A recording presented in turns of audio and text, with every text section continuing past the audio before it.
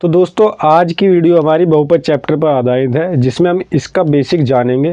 पहला चैप्टर हमने क्लियर करा दिया है विद उदाहरण। तो आज की इस वीडियो में हम जानेंगे पहले बहुपद चैप्टर का बेसिक और उसके बाद हम कुछ उदाहरण करेंगे और फिर उसके बाद अपनी एक्सरसाइज को सरल करेंगे। तो चलिए शुरू करते हैं।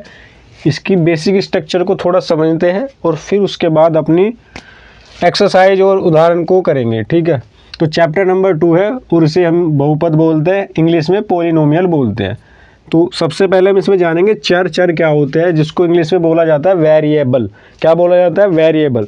तो इसकी डेफिनेशन को समझिए। जिस राशि का मान गणितीय प्रक्रियाओं में बदलता रहता है, जैसे x, y, z, p, q, r और भी कुछ अन्य नामों से हम इसको रिप्रेजेंट कर सकते हैं। x का मान जैसे कि 2x है, इसको समझिए किस तरीके से। भैया आपने x, y, z या सुना होगा। मान लीजिए x है, y है, तो x की वैल्यू तो चेंज हो सकती है ना, किस तरीके से, आइए समझिए। x का गुणांक हमने मान लिया 2x है, तो x का गुणांक यहाँ पर 2 है, तो 2 तो अपना चेंज होने वाला नहीं है, क्योंकि ये होता है कांस्टेंट वैल्यू, ये बदलती रही है। इसी को बोलते हैं अचर संख्या। क्या बोलते हैं जी? अचर संख्या। अब x की वैल्यू मैंने यहाँ पर 1 रख ली, तो 2 एकम 2 हो गया। फिर x की वैल्यू 2 मान ली। भाई x के वैल्यू तो बदल सकती है ना। मैंने यहाँ पर क्या लिखा है? जिस राशि का मान गणितीय प्रक्रियाओं में बदलता रहता है। तो x की वैल्यू 1 रखी, तो 2 एकम 2 बन गया। 2 रख के देखी तो 4 आ गया। यहाँ पर x की वैल्यू 3, तो 3 दूनी 6 हो गया। 4 तो 4 दूनी 8 हो गया।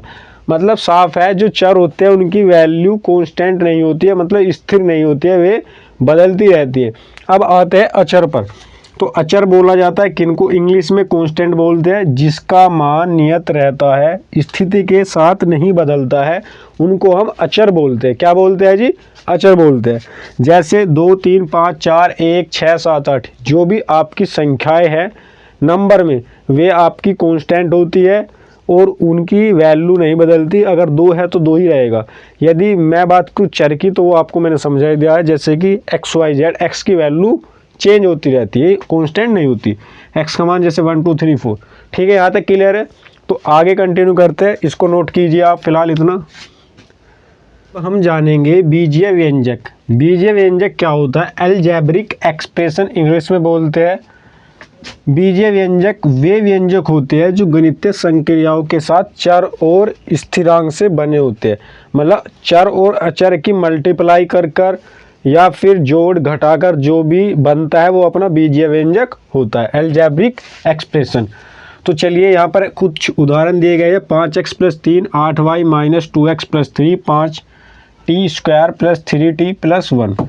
तो थोड़ा सा इधर जानने की कोशिश कीजिए। यहाँ पर जैसे मैंने लिखा 5y + 3x - 5, तो y का गुणांक क्या है जी? 5 है और अपना x का गुणांक है 3। तो ये कैसा है अपना? ये 5 जो है अपना है अचर, मतलब कांस्टेंट रहेगा, 5 चेंज नहीं। और ये क्या है अपना? y चर। इसी तरीके से x क्या हो जाएगा अपना? चर। और 3 क्या हो जाएगा अपना? अचर। इसी तरीके से 5 भी क्या है जी? अचर। तो इन सभी के गुना, यहाँ पर गुना हो रही है, यहाँ पर योग हो रहा है, यहाँ पर माइनस हो रहा है। तो यानी कि गणितीय प्रक्रिया के कितने सिंबल दिए होते हैं? 4, प्लस माइनस गुना भाग। इन सभी के कॉम्बिनेशन से, यानी कि इनकी प्रोसेस से जो चीज़ें बनती है चर और अचर को मिलाकर, वही हमारा बीजीय व्यंजक होता है। ये आपको क्लियर हुआ होगा, इसकी डेफिनेशन विद एग्जांपल। फिर कुछ चीज़ों को आगे बढ़ते हुए चलते हैं और जानेंगे बहुपद क्या होता है, फिर बहुपद के टाइप्स, ठीक है, पदों में और घात के आधार पर कितने तरह के होते हैं, इसको आप नोट कीजिए।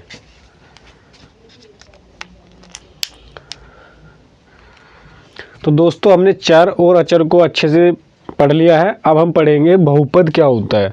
तो जान लीजिए, चर अचर के गुणांक, मतलब चर और अचर की आपस में गुना कर दी जाती है तथा ऋणोत्तर घातांक के जोड़ घटाव या गुणन की क्रिया वाले बीजगणितीय व्यंजक को बहुपद कहा जाता है। अर्थात ऋणात्मक, माइनस और धनात्मक चिन्हों से बनी कई पदों के व्यंजक को बहुपद कहते हैं। इस पर मैं एक एग्जाम्पल समझा रहा हूँ, हालांकि मैंने आपको अभी चर अचर में भी एग्जाम्पल समझाया था। यहाँ समझ लीजिए 3x, तो 3 क्या है अपना? अचर, और x क्या है अपना? चर। तो इनका गुणांक हो गया। फिर उसने कहा ऋणात्मक या धनात्मक, तो मैंने यहाँ पर क्या कर दूँ, ऋणात्मक कर दीजिए, यहाँ पर 2 जोड़ दीजिए, मतलब 2 लिख दीजिए, ठीक है। इसी तरीके से और भी क्या कर सकते हैं, इसे 5x + 3, ये भी अपना क्या हो गया, एक बहुपद हो गया है। किस तरीके से भाई, चर और अचर के गुणांक और धनात्मक और फिर अचर संख्या आ गई। इसी तरीके से ये किस फॉर्मेट पे काम करता है, इसकी फॉर्मेट क्या है बहुपद की, तो इसकी फॉर्मेट है a + a1x + a2x² + a3x² plus dash dash dash an(x²) के रूप में रहने वाली व्यंजक को बहुपद कहते हैं, जहाँ a1, a2, a3, an वास्तविक संख्या होती है और n पूर्ण संख्या होती है। तो चलिए इसको मैं आपको समझा दूँ किस तरीके से वर्क करता है। भाई a वास्तविक संख्या, तो वास्तविक संख्या क्या, मान लो 5 है, कुछ भी ले लीजिए, 5 वास्तविक संख्या आपको मैं पढ़ा रखी है पहला चैप्टर में, आप पहले चैप्टर को अच्छे से पढ़ लीजिए। फिर a1x क्या हो सकता है भाई, मान लीजिए a1 की जगह कोई भी संख्या हो सकती है, 3 ले लीजिए, और x तो अपना रहेगा ही। फिर a2 की जगह कोई भी संख्या, मान लो 2 होगा यहाँ पर, और गुणा में क्या, x² प्लस a3x², मान लीजिए 3 की जगह मैं कुछ भी वैल्यू ले सकता हूँ, मान लीजिए 4 ले लिया, और x² गुणा में है ये ऐसा। तो भाई 4x², 2x² कितना हो जाएगा जुड़कर, 6x², और एक घात वाला कितना है 3x, और ये 5 + 5, ये बन गया आपका एक बहुपद। तो और भी बहुत सारी संख्या हो सकती है और जुड़कर एक सही बहुपद बनाया जा सकता है। इस तरह ही फॉर्मेट पे काम करता है। तो ये वाला कॉन्सेप्ट आपको क्लियर हो गया होगा भाई, इसका बेसिक फॉर्मेट है, स्ट्रक्चर है, और उसको मैंने आपको एक चर और अचर की गुना कर करके आपको समझा दिया किस तरीके से बहुपद बनता है। फिर यहाँ समझ लीजिए घात, भाई घात सैदो प्लस के रूप में होनी चाहिए और पूर्ण संख्या होनी चाहिए। पूर्ण संख्या मतलब 1 2 3 4, ऐसा नहीं कि आधी संख्या 1/2 3/2, वो नहीं होनी चाहिए। डेसिमल में नहीं होनी चाहिए, डेसिमल में तो घात हो ही नहीं सकती, और आपकी भिन्न में हो सकती है, तो भिन्न में घात नहीं होनी चाहिए। और फिर माइनस में भी घात नहीं होनी चाहिए, तो फिर घात भिन्न रूप या माइनस संख्या नहीं होगी। ठीक है जी, ये मैंने बात यहाँ पर लिख दी है। अब कुछ एग्जाम्पल्स लिए हैं मैंने, इनको आपको मैं एक्सप्लेन करूँगा, आपको अच्छे समझ में आएगा। 2x² + 5x + 3, भाई इस वाली फॉर्मेट को फॉलो करता है, तो हम कह सकते हैं यह एक बहुपद है।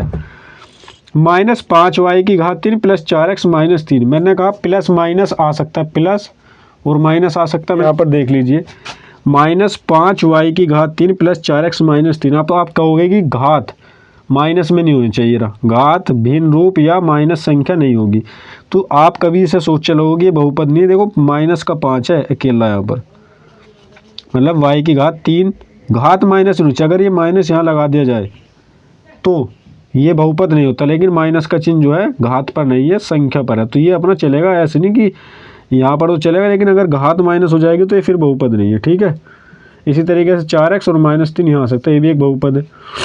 फिर यहाँ पर √2x + 3x 5, अगर √x पर आ जाता तो ये एक बहुपद नहीं होता, लेकिन यहाँ पर एक संख्या पर √ है, तो इसलिए यह भी एक बहुपद है।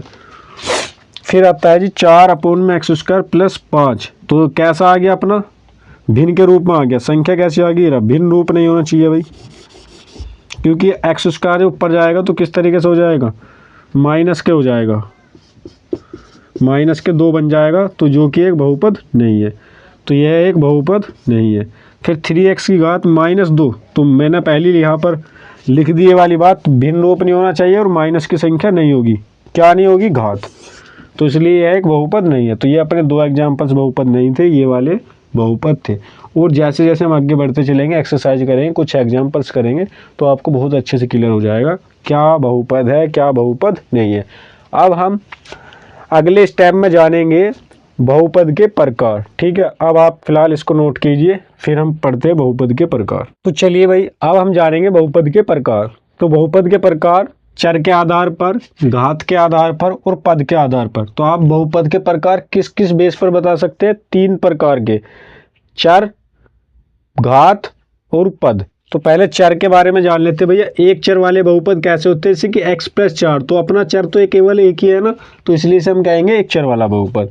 2 चर वाले बहुपद में x y - 3, तो भैया एक चर ये रहा, एक चर ये रहा, तो इसलिए हम कह देंगे 2 चर वाले बहुपद। फिर इसके बाद आता है अपना 3 चर वाले बहुपद, तो x 2y प्लस 3z। तो इसमें x y z 3 चर की गिनती कर ली हमने, तो इसे बोल देंगे 3 चर वाले बहुपद। आगे बढ़ते हैं घात के आधार पर। भाई शून्य बहुपद किसे कहते हैं? px बराबर 0। शून्य बहुपद उसे कहते हैं जिसकी हम घात नहीं बता सकते, इसलिए उसे शून्य बहुपद कहते हैं। रैखिक बहुपद, उदाहरण में px बराबर x प्लस 5, तो x प्लस 5 भैया x की घात होती है 1, तो इसलिए जिसकी घात 1 होगी उसे हम रैखिक बहुपद कहेंगे। ठीक है। द्विघात बहुपद, px बराबर ax square plus bx plus c। भाई ये अपनी फॉर्मेट है बहुपद की, द्विघात बहुपद की। तो इसके आधार पर यहाँ हमने लिख दिया 3x square plus 5x plus 5। तो ये हो गया अपना द्विघात बहुपद, जिसकी अधिकतम 2 घात है उसे द्विघात बहुपद। ठीक है जी। अब इसको समझ लीजिए, a की वैल्यू 3 है, b की वैल्यू 5 और c की वैल्यू 5 यहाँ पर। ठीक है। तो भाई ये क्या है? a b c, क्या ये भी चर हो सकते हैं? तो भाई ये अचर होते हैं। ठीक है ना। ये क्या होते हैं? a b c अचर, क्योंकि a की जगह 3 है तो a 3 तो अपना अचर है ना, b की जगह 5 है, ये भी क्या अपना अचर, और c की जगह 5, तो a b c। और आपके सिलेबस के हिसाब से बता रहा हूँ, नहीं तो d भी अपना अचर ही होता है। ठीक है। तो जो आपके सिलेबस में आना उतना ही उतनी ही जानकारी मैं आपको दे रहा हूँ यहाँ पर 10वीं के हिसाब से। तो त्रिघात बहुपद, x की घात 3 प्लस 5, x की घात 3 प्लस y की घात 2 माइनस z। तो भैया यहाँ पर x की घात 3 होगी, तो अधिकतम घात 3 है तो त्रिघात या बहुपद। x की घात 3 अधिकतम, y की घात 2 माइनस z। अब यहाँ जिसकी घात ज़्यादा होगी उसी को वैल्यू दी जाएगी, उसी की इम्पोर्टेंस होगी। अधिकतम घात 3 है तो इसलिए त्रिघात या बहुपद कहेंगे। यहाँ पर 2 घात वाली भी बात हो रही है, लेकिन उसको हम इम्पोर्टेंस नहीं देंगे क्योंकि अधिकतम घात वालों को देंगे, तो उसी आधार पर घात 3 वाले को ही त्रिघात या बहुपद कहते हैं। फिर आता है जी पद के आधार पर एक पदीय बहुपद, मतलब जहाँ एक पद होगा। यहाँ देखिए एक पद है तो इसलिए हम एक पदीय बहुपद कह रहे हैं। द्विपदीय बहुपद, x माइनस 2, एक पद ये रहा, एक पद ये रहा, 2 पद, एक पद 2 पद, इस तरीके से इधर भी। त्रिपदीय बहुपद यानी त्रि का मतलब 3, तो एक पद ये रहा अपना, एक पद ये रहा, एक पद ये रहा, कितने पद हो गए टोटल? 3 पद। तो हम कह सकते हैं इसे त्रिपदीय बहुपद। तो यहाँ तक आपको ये बेसिक क्लियर हुआ होगा। ठीक है दोस्तों, अब हम इसके बारे में कल कंटिन्यू करेंगे विद उदाहरण के साथ, फिर एक्सरसाइज की तरफ अपना मूव करेंगे।